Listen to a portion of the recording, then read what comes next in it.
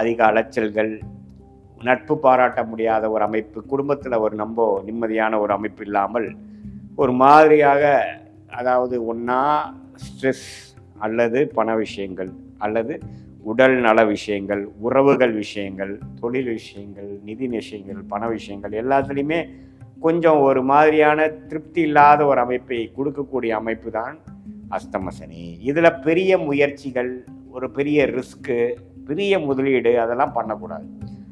இந்த பேசிக்கலாக நம்ம பண்ண வேண்டிய விஷயத்தை கொஞ்சம் அப்படியே சிரத்தையாக டியூ டெலிஜென்ஸோடு நம்ம செய்யும் பொழுது ஓரளவுக்கு பிரச்சனை இல்லாமல் வந்துடலாம். இந்த அஸ்தம சனி நடக்கும் பொழுது பெரிய ஒரு முயற்சிகள், புதுசாக ஒரு இனோவேட்டிவாக பண்ணுறதெல்லாம் பண்ணிங்கன்னா தவறாக போவதற்கோ அல்லது அதில் வரக்கூடிய லாபங்கள் வருவதற்கு ரொம்ப டைம் ஆகுது அப்படிங்கிற மாதிரி விஷயங்கள்லாம் கொடுத்துரும்.